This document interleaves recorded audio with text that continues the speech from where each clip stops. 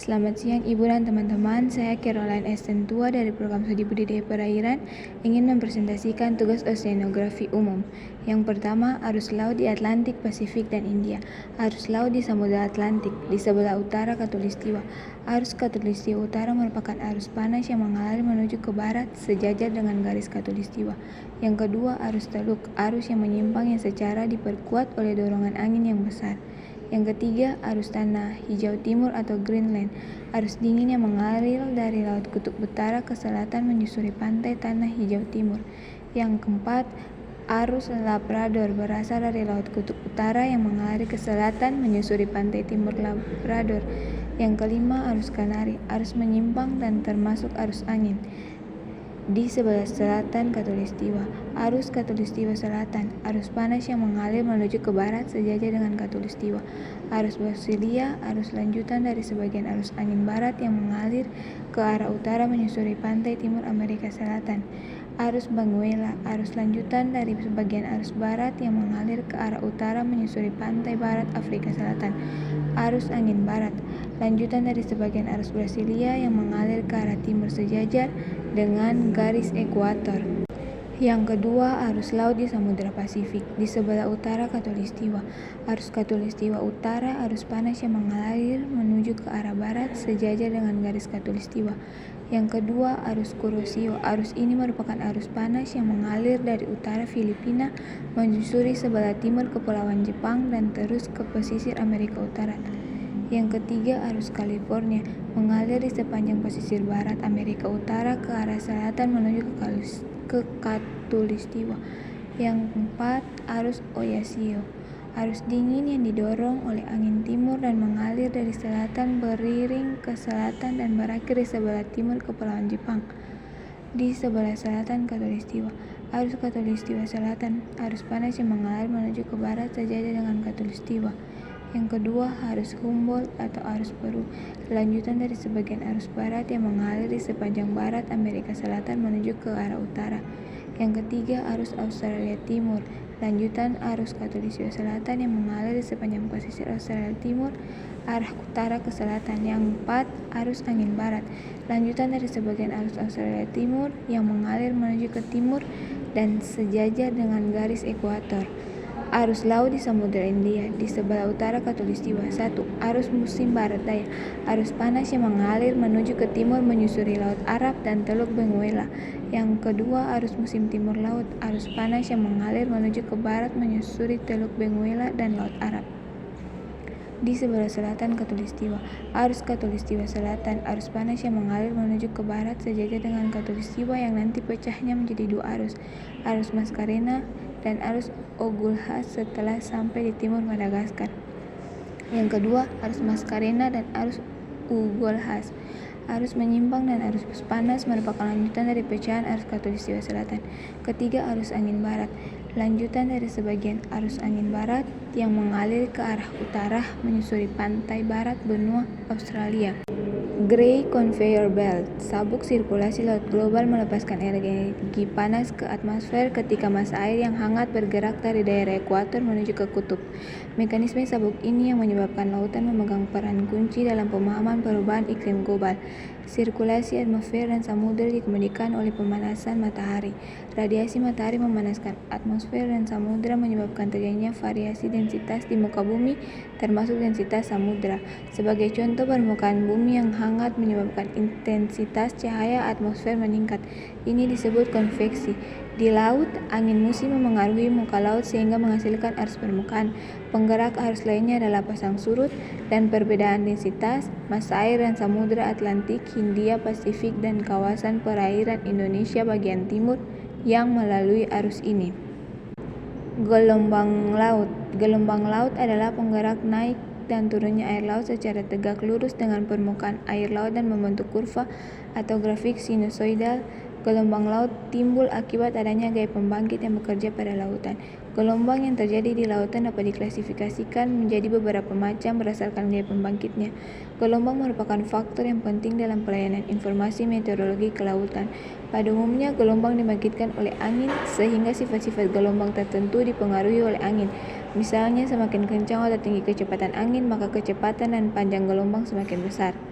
Gelombang di zona surf atau gelombang pecah. Yang pertama, gelombang spilling. Gelombang pecah akan menyeluruh dan lama-kelamaan akan membentuk buih di bibir pantai. Yang kedua, gelombang plunging. Muka gelombang memecah dengan cara bergulung-gulung dan akhirnya akan membentuk buih. Gelombang ini sangat baik untuk kegiatan surfing. Gelombang collapsing. Muka gelombang tidak berubah atau tidak pecah, tetapi semakin mendekat pantai dan membentuk gelombang pipih yang semakin mengecil dan akhirnya menghasilkan aliran turbulen di bibir pantai. Yang keempat, gelombang surging. Muka gelombang tidak berubah, tetapi semakin mendekati pantai semakin mengecil dan akhirnya memecah pada daerah yang sangat dengan daerah bibir pantai. Gelombang internal, Rossby dan Kelvin. Gelombang internal, sejenis gelombang gravitasi yang terjadi pada permukaan internal dalam perairan lautan. Gelombang laut selalu menimbulkan sebuah ayunan air yang bergerak tanpa henti-hentinya pada lapisan permukaan laut dan jarang dalam keadaan sama sekali diam. Gelombang laut pada umumnya timbul oleh pengaruh angin. Gelombang laut dapat juga terjadi di lapisan dalam, pada bidang antara dua lapisan air yang mempunyai densitas berbeda. Gelombang ini disebut juga gelombang dalam. Gelombang Rossby, suatu gelombang planetar yang memiliki arah perambatan ke arah barat secara zonal di sepanjang ekuator atau pada lintang tertentu. Gelombang Rossby juga dikenal sebagai gelombang planet, adalah osilasi atmosfer dan samudera dengan panjang gelombang yang biasanya merambat sejajar dengan garis bujur. Gelombang Kelvin adalah gerakan gelombang skala besar yang sangat besar yang terdapat di atmosfer bumi dan lautan. Gelombang Kelvin sendiri merupakan jenis gravitasi khusus yang dipengaruhi oleh rotasi bumi dan terjebak di khatulistiwa atau sepanjang batas vertikal lateral seperti garis pantai atau pegunungan. Riwayat hidup gelombang. Gelombang yang merambat dari perairan dalam menuju ke perairan dangkal akan mengalami perubahan perilaku atau transformasi dari sifat parameter gelombang. Pantai selalu menyesuaikan bentuk profilnya sehingga mampu mereduksi energi gelombang yang datang. Ada dua tipe respon dinamis pantai terhadap gerak gelombang, yaitu respon terhadap kondisi gelombang normal dan kedua respon terhadap kondisi gelombang badai. Pasang surut adalah suatu fenomena penggerak naik turunnya permukaan air laut secara berkala yang diakibatkan oleh kombinasi gaya gravitasi dan gaya tarik-menarik dari benda-benda astronomi terutama oleh matahari, bumi, dan bulan. Jenis pasang surut dibedakan menjadi dua, yaitu pasang surut purnama, terjadi ketika bumi, bulan, dan matahari berada dalam suatu garis lurus. Pada saat itu akan dihasilkan pasang naik yang sangat tinggi dan pasang surut yang sangat rendah. Pasang surut berbanding terjadi ketika bumi, bulan, dan matahari membentuk tegak lurus. Pada saat itu akan dihasilkan pasang yang rendah dan surut yang tinggi. Tipe-tipe pasang surut di Indonesia. Tipe pasang surut di Indonesia terbagi menjadi 4, yaitu 1. Pasang surut semi-diurnal atau pasang surut harian ganda. Yang kedua, pasang surut diurnal atau pasang surut harian tunggal. Yang ketiga, pasang surut campuran condong harian tunggal. Yang keempat, pasang surut campuran condong harian ganda. Cara mengukur pasang surut menggunakan metode Admiralty. Metode Admiralty dilakukan untuk mengukur jenis pasang surut. Untuk mengetahui tipe pasut dapat menggunakan rumus formula berikut ini. F sama dengan A K1 tambah 01 per A M2 tambah S2, di mana F adalah nilai formal A adalah amplitudo, K1 dan O1 adalah konstanta pasut harian utama, M2 dan S2 adalah pasut ganda utama. Mekanisme evolusi pantai. Pantai adalah daerah pertemuan antara daerah darat dan daerah laut. Pantai merupakan suatu wilayah perairan yang mempertemukan antara wilayah darat dengan wilayah laut. Wilayah pesisir yang menuju ke daratan memiliki kondisi tersebut. Dengan kata lain, pada wilayah pantai dipengaruhi sifat-sifat seperti pasang surut air laut, angin kencang, dan kondisi tanah berpasir. Pantai landai. Pantai landai mempunyai bentuk yang tidak begitu terjal dengan kemiringan lereng 1-5 derajat. Pantai landai biasanya identik dengan tempat wisata dan tempat tinggal para nelayan. Contoh pantai landai. 1. Pantai datar, jenis pantai yang landai dan datar. Contoh pantai utara Jawa. Yang kedua, pantai berpasir, jenis pantai yang berpasir. Contoh pantai Parangtritis. 3. Pantai Langguna, jenis pantai terbentuk dari endapan berupa pulau-pulau yang terbentuk oleh gelombang laut. Pantai curam memiliki bentukan yang mungkin sedikit banyak berbeda dari pantai-pantai yang lain.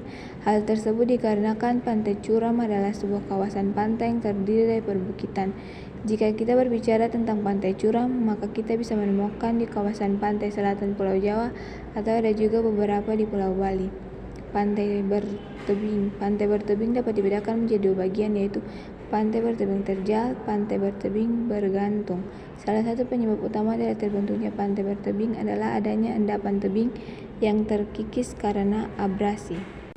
Terminologi pantai terdiri dari near shore zone, pantai dan kawasan dekat pantai. Sistem fisik pada daerah ini terdiri dari aktivitas laut yang memberikan energi pada sistem dan pantai yang menyerap energi tersebut. Breaker zone, daerah gelombang pecah, adalah daerah di mana gelombang yang datang dari laut atau lepas pantai mencapai ketidakstabilan dan akhirnya pecah. Surf zone atau daerah buoy adalah daerah yang terbentang antara bagian dalam dari gelombang pecah dan batas naik turunnya gelombang di pantai. Swash zone atau daerah swash adalah yang dibatasi oleh garis batas tertinggi naiknya gelombang dan batas terendah turunnya gelombang di pantai. Inshore, daerah pantai dalam, adalah daerah profil pantai yang terbentang ke arah laut. Batas daerah depan pantai sampai ke bawah. Backshore atau daerah belakang pantai adalah daerah yang dibatasi oleh garis pantai ke arah daratan. Coast atau pesisir adalah daerah darat di tepi laut yang masih mendapat pengaruh laut seperti pasang surut, angin laut, dan perembasan air laut. Coastal area atau wilayah pesisir adalah wilayah peralihan antara darat dan laut yang bagian lautnya masih dipengaruhi oleh aktivitas daratan. Sekian presentasi saya, terima kasih.